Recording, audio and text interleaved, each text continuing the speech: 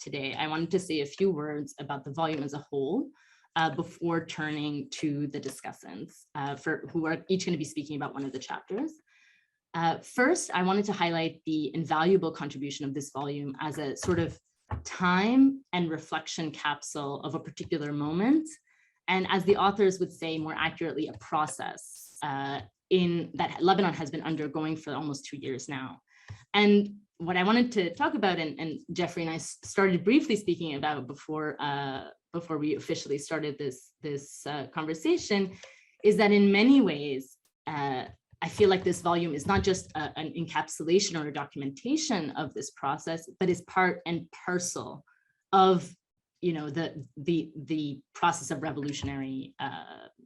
moment and thinking in Lebanon. So in the introduction, we can see very clearly that this comes about partly through the authors themselves thinking through these things together, but also participating in these processes. So I think it's really important to highlight that.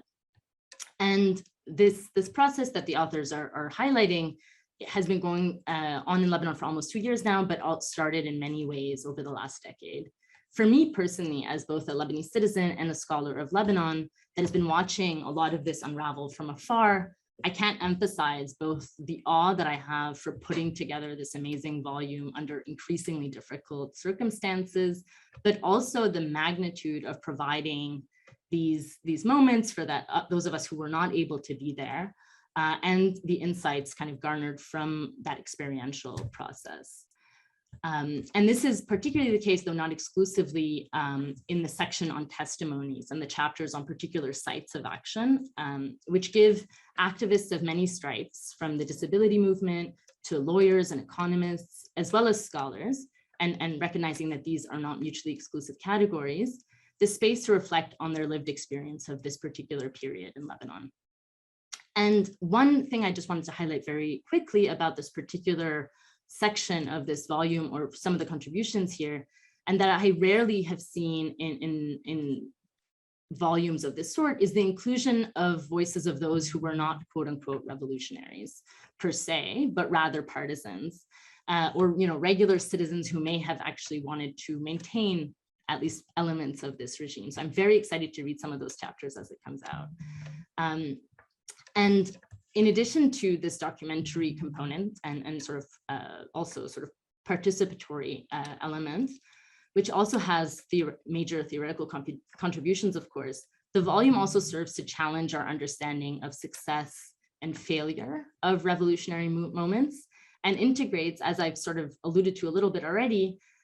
the ways in which the study of revolutionary moments and counter-revolutionary processes need to come together. And the authors argue that in many ways they cannot be studied separately, which I think is interesting and something that we can think about and reflect on. And finally, just while focused primarily on Lebanon, the volume also aims to place the revolutionary experience of Lebanon within regional and even at times global processes and moments, including the so-called Arab Spring, the more recent uprisings in Iraq, Sudan, and Algeria, but also Chile and Hong Kong, in what the authors refer to as revolts that can be defined at least in part by, and here I'm quoting, social conditions under neoliberalism that reinforce market tyranny, widen social inequalities and injustices, and block the possibility for actual democracy to emerge. So I think it's really interesting that, again, from a Lebanon scholarship perspective, it really takes this call to sort of de-exceptionalize Lebanon very, very seriously and integrate it within both regional and global processes. So I've already taken too much time. I will stop here and I will pass it on to the discussants to start us off, and then we'll come back to the authors for some reflections. So I'll go by alphabetical